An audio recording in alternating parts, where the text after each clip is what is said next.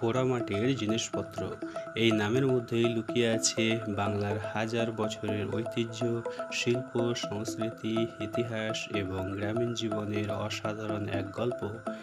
মাটি, জল, আগুন আর একজন শিল্পীর নিপুণ হাতের ছোঁয়ায় তৈরি হয় এমন সব জিনিস যা শুধু ব্যবহারিক নয় বরং আমাদের শেকড়ের পরিচয় বহন করে।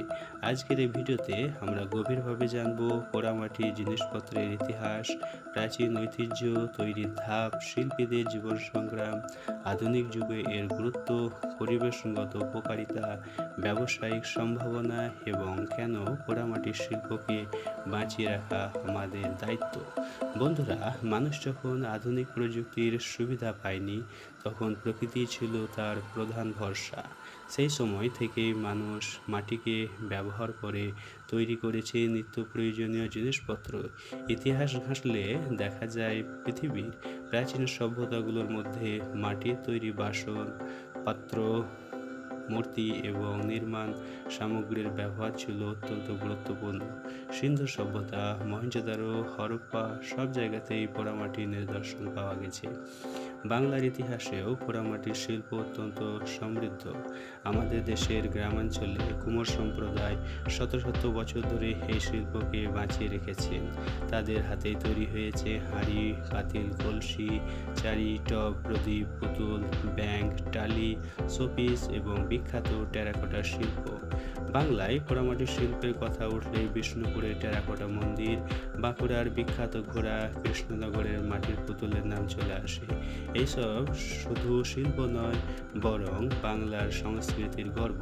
বিশেষ করে বাঁকুড়ার ঘোড়া আজ আন্তর্জাতিক পর্যায়েও বাংলার প্রতীক হিসেবে পরিচিত। একটি সাধারণ মাটির দলা যখন শিল্পীর হাতে জীবন্ত সৌন্দর্যের রূপ নেয় তখন সেটি হয়ে ওঠে ইতিহাসের অংশ। এখন আসি পোড়ামাটির জিনিসপত্র তৈরির প্রক্রিয়ায়।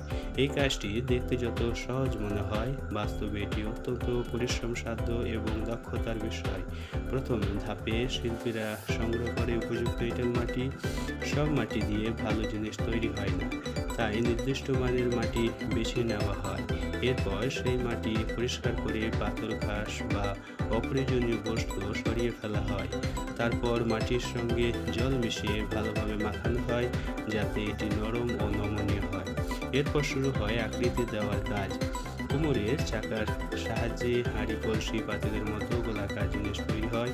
অন্যদিকে খেলনা, মূর্তি বা শোপিস তৈরি হয় হাতে বিশেষ ছাঁচ বা নকশার মাধ্যমে। আকার দেওয়া হয়, এগুলো কয়েকদিন রোদে শুকানো হয়। শুকানোর উদ্দেশ্য হলো মাটির ভেতরের আর্দ্রতা দূর করা যাতে পোড়ার সময় ফেটে না যায়। সবচেয়ে গুরুত্বপূর্ণ ধাপ হলো পোড়ানো। শুকনো মাটির জিনিস ভাটায় বা চুল্লিতে উচ্চ তাপে পোড়ানো হয়। আগুনের সঠিক মাত্রা বজায় রাখা অত্যন্ত গুরুত্বপূর্ণ, কারণ বেশি বা কম তাপে জিনিস নষ্ট হতে পারে। পোড়ানোর পর মাটির জিনিস শক্ত, মজবুত এবং দীর্ঘস্থায়ী হয়ে ওঠে। পরে প্রয়োজন অনুযায়ী রং, পালিশ, কারুকাজ বা নকশা করা হয়। বন্ধুরা, পোড়ামাটির জিনিসপত্রের বৈচিত্র্য সত্যি অবাক করার মতো। রান্নার হাঁড়ি থেকে শুরু করে জল রাখার কলসি, গাছের টব, ঘর সাজানোর ফুলদানি, মাটির ব্যাংক, শিশুদের খেলনা, মূর্তি, টালি, প্রদীপ সব কিছুতে রয়েছে এর ব্যবহার। গ্রামে এখনও অনেকে মাটির কলসিতে জল রাখেন কারণ এতে জল প্রাকৃতিকগতভাবে ঠান্ডা থাকে। অনেকেই বলেন মাটির হাঁড়িতে রান্না করা খাবারের স্বাদ আলাদা এবং স্বাস্থ্যকর। পোড়ামাটির আরেকটি গুরুত্বপূর্ণ দিক হলো এটি সম্পূর্ণ পরিবেশ বান্ধব। বর্তমান বিশ্বে প্লাস্টিক দূষণ একটি বড় সমস্যা। প্লাস্টিক মাটি ও পরিবেশের জন্য ক্ষতিকর, কিন্তু মাটির জিনিস প্রকৃতিতে সহজে মিশে যায়। তাই পরিবেশ সচেতন মানুষ এখন আবার পোড়ামাটির জিনিসের দিকে ঝুঁকছে। চায়ের দোকানে মাটির ভাঁড়, রেস্টুরেন্টে টেরাকোটা পরিবেশন, ঘর সাজাতে মাটির শোপিস সব কিছুতেই নতুন করে জনপ্রিয়তা বাড়ছে। তবে এই শিল্পের পেছনে রয়েছে অনেক কষ্টের গল্প। গ্রামের কুমোর পরিবারগুলো বছরের পর বছর কঠোর পরিশ্রম করেও অনেকের সময় ন্যায্য মূল্য পান না। আধুনিক প্লাস্টিক ও কারখানার পণ্যের সঙ্গে প্রতিযোগিতা করতে গিয়ে অনেকেই এই পেশা ছেড়ে দিচ্ছেন, ফলে হারিয়ে যেতে বসেছে আমাদের ঐতিহ্যবাহী শিল্প। যদি আমরা দেশীয় পণ্য ব্যবহার করি, স্থানীয় শিল্পীদের কাছ থেকে কিনি এবং তাদের কাজকে সম্মান করি, তাহলে এই শিল্প আবার নতুন জীবন পেতে পারে।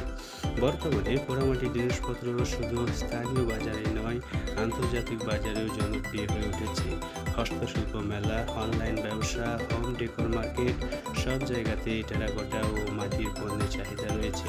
সঠিক প্রশিক্ষণ, আধুনিক ডিজাইন এবং রূপায়ণ সুবিধা পেলে এই শিল্প দেশের অর্থনীতিতে গুরুত্বপূর্ণ ভূমিকা রাখতে পারে। পোড়ামাটির শিল্প শুধু অর্থনৈতিক সম্পদ নয়, এটি আমাদের সংস্কৃতির ঐতিহ্যের ধারক। বন্ধুরা, আজকের আধুনিক যুগে আমরা যতই প্রযুক্তির দিকে এগিয়ে যাই না কেন, আমাদের শেকড়কে ভুলে গেলে চলবে না।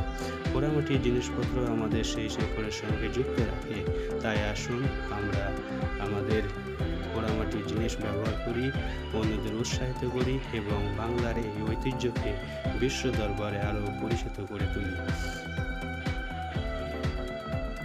ভিডিওটি যদি ভালো লাগে অবশ্যই লাইক কমেন্ট করবেন। Thank you so much.